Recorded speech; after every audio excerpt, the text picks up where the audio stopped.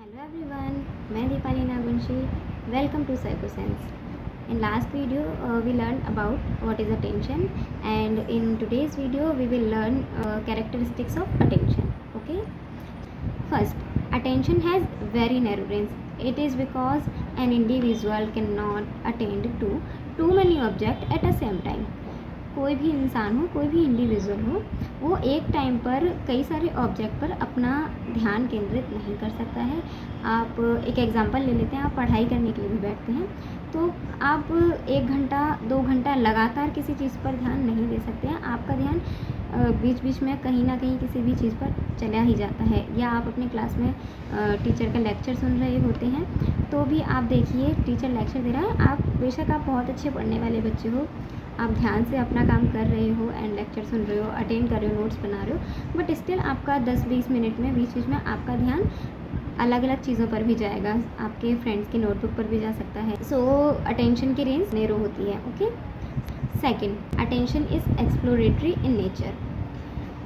When an individual attends to an object, he tries to explore the new qualities of the object, and if he fails to find any qualities, he change the object of attention.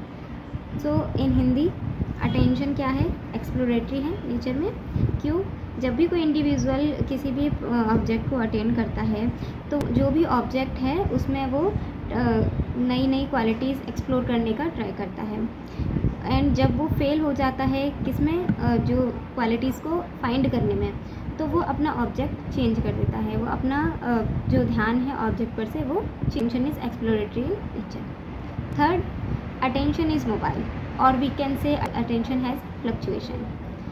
Attention fluctuate from one object to another. अब हमारा अवधान है, अवधान जो है psychological word है, इसका normal meaning हम हिंदी में ध्यान कहते हैं. ओके. अवधान जो है वो एक चीज़ से दूसरी चीज़ पर, एक वस्तु से दूसरी वस्तु पर या एक व्यक्ति से दूसरे व्यक्ति पर ट्रांसफ़र होते रहता है. Fourth, attention is a state of readiness. The individual adopt an attitude of readiness to a particular stimulus.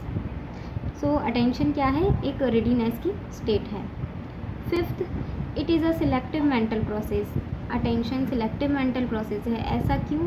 क्योंकि देखिए आप जब पिछली वीडियो में हमने जाना था कि हमारा ध्यान कई सारी हमारे आसपास बहुत सारी चीज़ें होती हैं, काफ़ी सारी चीज़ें होती हैं, बट हम सभी पर जो है अपना ध्यान केंद्रित नहीं कर पाते और एक हम सिलेक्ट भी करते हैं चीज़ों को कि हमें किस पर ध्यान देना है. अब मान लीजिए आप क्लास में बैठे हुए हो, वही स्कूल वाला क्लास वाला एग्जाम्पल बहुत बेस्ट है.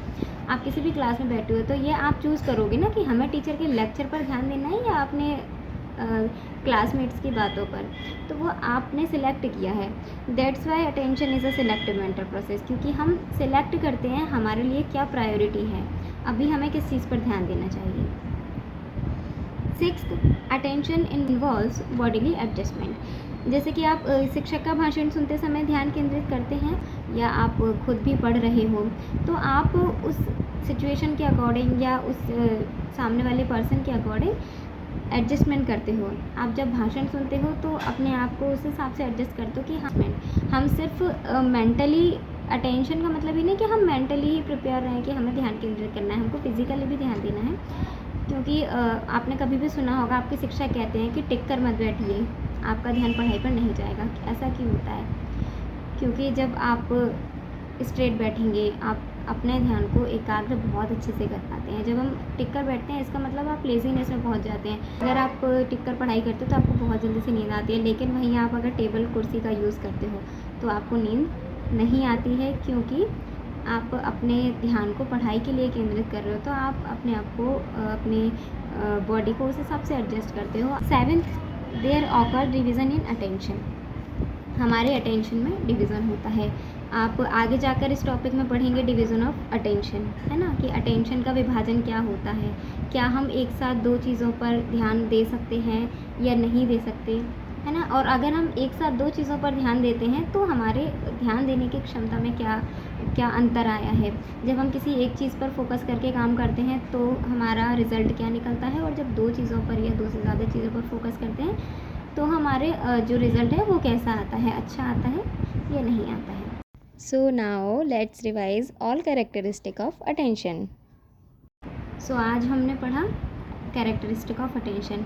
आई होप आपको ये सारी स्टेप्स इजीली समझ में आई होंगी। अगर आपको कोई भी डाउट हो इससे रिलेटेड आप कमेंट सेक्शन में लिख सकते हैं। आज के लिए बस इतना ही, मिलते हैं अगली वीडियो में, तब तक के लिए नमस्कार।